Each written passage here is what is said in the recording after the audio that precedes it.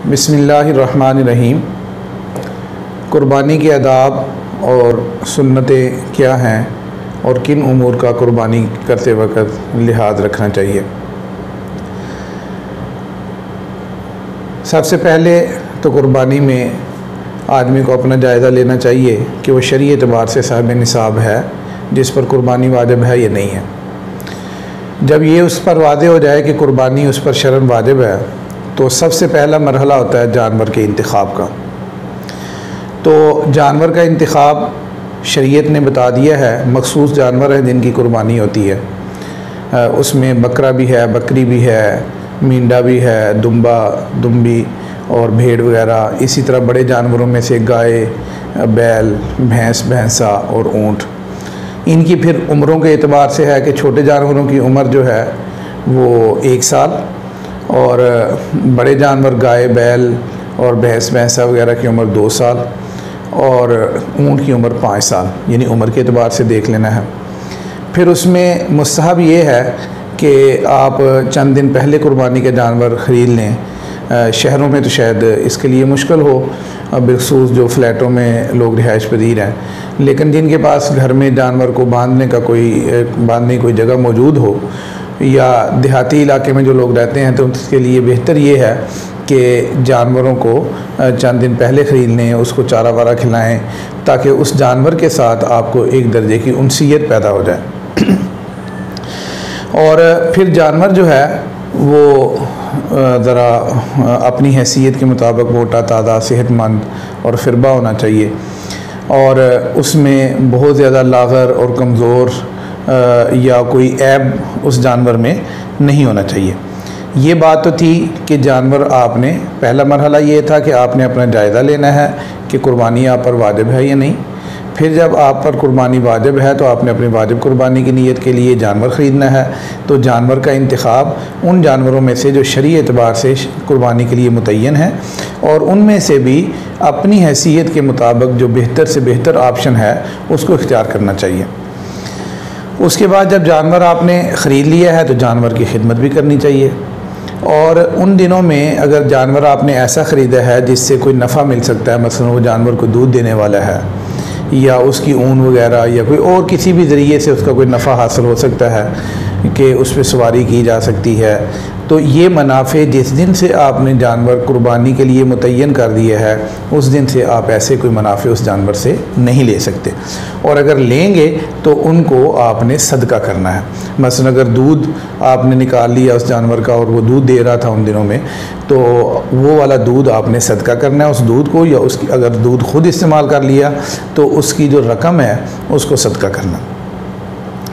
फिर जब ईद के दिन आ जाएंगे जिन दिनों में जानवर ज़िबा किया जाता है, तो सबसे अफजल और बेहतर ये है कि कुर्बानी करने वाला ख़ुद अपने हाथ से उस जानवर को ज़िबा करे।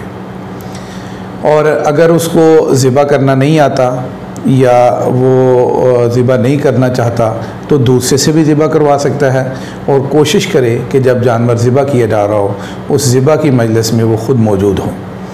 वैसे तो शरई एतबार से दूसरे शहरों में भी या दूसरी जगहों पर भी अगर वहाँ पर किसी को वकील बना दिया, कुर्बानी तो अदा हो जाएगी, लेकिन चूँकि ये एक अमल है और उसमें जितना ख़ुद शरीक होगा उतना उसका सवाब होगा।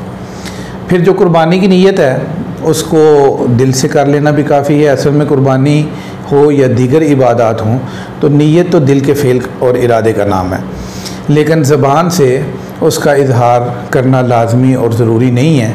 अगर हो सके तो कर भी सकते हैं।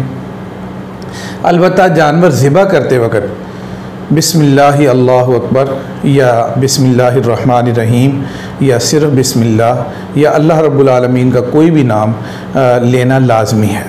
अगर किसी ने जानबूझकर बिस्मिल्लाह या अल्लाह का नाम नहीं लिया तो वो जानवर उसका सही तरह से शरई एतबार से ज़िबा नहीं होगा और ना ही कुर्बानी होगी। तो लिहाजा बिस्मिल्लाह ही अल्लाहु अकबर कहना मसनून है। और उसके बाद इसके अलावा दूसरी सुन्नतें भी हैं। अब जब जानवर ज़िबा किया जाएगा तो जानवर ज़िबा करते वक़्त उसको किबला रुख लिटाना मसनून है। बिला उज़र किबले के अलावा उसका रुख किसी और तरफ करना मकरूह है। हाँ, अलबत्ता अगर कोई उज़र हो, मसलन जगह की नोयत ऐसी है कि वहाँ पर किबला रुख उसको नहीं लिटाया जा सकता, या कोई और उज़र है, तो फिर उसमें कोई हरज नहीं है। लेकिन अगर उज़र नहीं है तो फिर किबले की जानब उस जानवर को लिटाना चाहिए। फिर जानवर को जिस आले से ज़िबा की करना है, जैसे छुरी वगैरह, तो उसको खूब अच्छी तरह तेज़ कर लेना चाहिए। जानवर को ज़िबा करते वक्त कुर्बानी के लिए जानवर आप ज़िबा कर रहे हों या आम रूटीन में जानवर ज़िबा कर रहे हों, तो जानवर को ज़िबा के अलावा कोई इजाफ़ी तकलीफ़ देना ये शरई एतबार से मकरूह है। इसकी वजह से कराहत आ जाती है। लिहाजा छुरी को तेज़ भी इसलिए किया जाए ताकि जानवर जल्दी ज़िबा हो जाए, ज़िबा का अमल जल्दी मुकम्मल हो जाए और जानवर को कोई इजाफ़ी तकलीफ़ न उठानी पड़े।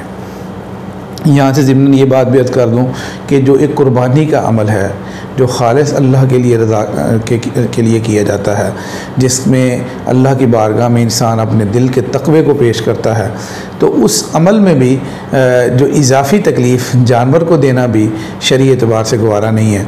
तो हमारा दीन हमें कितनी ये तालीम देता है कि हम दूसरों को अपनी ईज़ाओं से महफूज रखें। बहरहाल ये ज़िमनी एक बात थी।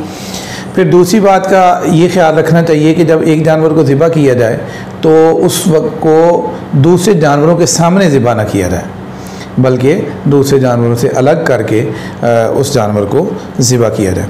अब ज़िबा करने के बाद फिर खाल उतारना या गोश्त बनाना इसमें जल्दी ना की जाए, बल्कि जानवर अच्छी तरह जब ठंडा हो जाए तो उसके बाद फिर जानवर का गोश्त वगैरह बनाया जाए। अब जब यानी जानवर ठंडा हो गया, उसकी खाल उतार ली, गोश्त बना दिया, तो फिर उसके बाद जानवरों को क्या जो गोश्त की तकसीम है, अगर तो अकेले आदमी ने एक जानवर पूरा कर रहा है, छोटा या बड़ा, तो वो फिर आगे उसके 3 हिस्से कर ले, यानी उसने लोगों को तकसीम करना है। बेहतर और मुस्तहब और अफजल ये है कि 3 हिस्से कर ले, एक फ़ुक़रा के लिए, एक अज़ीज़ व अक़ारब रिश्तेदारों के लिए और एक अपने घर वालों के लिए। लेकिन अगर किसी की फ़ैमिली बड़ी है और वो ज़्यादा लोगों को देने की सकत नहीं रखता, तो नीयत कुर्बानी के वक़्त तो खालिस अल्लाह की रज़ा की होनी चाहिए। और वो अगर जानवर का 1/3 से ज़्यादा भी अपने घर में रखे या सारे का सारा गोश्त भी अपने घर में रखना चाहे तो रख सकता है। इसमें शरई एतबार से कोई कबाहत वाली बात नहीं है। अलबत्ता जितना लोगों को देंगे, अल्लाह की मखलूक तक जितना आप गोश्त पहुँचाएँगे, उसका सवाब आपको ज़्यादा मिलेगा। तो ये बुनियादी बातें थीं, यानी जानवर आपने पहले अपना जायज़ा लेना है, फिर उसके बाद जानवर का इंतखाब करना है और जानवर के इंतखाब में जो शरई एतबार से उसूल हैं उनको देखना है। फिर कोशिश करें जानवर ख़ुद ज़िबा करें और ज़िबा से लेकर गोश्त की तकसीम तक और फिर उसके बाद खाने तक के जो ज़रूरी उमूर हैं जिनका ख्याल रखना ज़रूरी है वो मैंने अर्ज़ कर दिए हैं। अल्लाह करीम हम सब को खुलूस दिल के साथ कुर्बानी करने की तौफ़ीक़ अता फ़रमाए और अल्लाह रब्बुल आलमीन हमारी इस कुर्बानी को कबूल फ़रमा ले और जो कि हमारी आखिरत में हमारे काम आ सके और दुनिया के अंदर भी जो इसके मुनाफ़े और बरक़ात हैं, अल्लाह करीम हमें उनसे भी मुस्तफ़ीद फ़रमाए।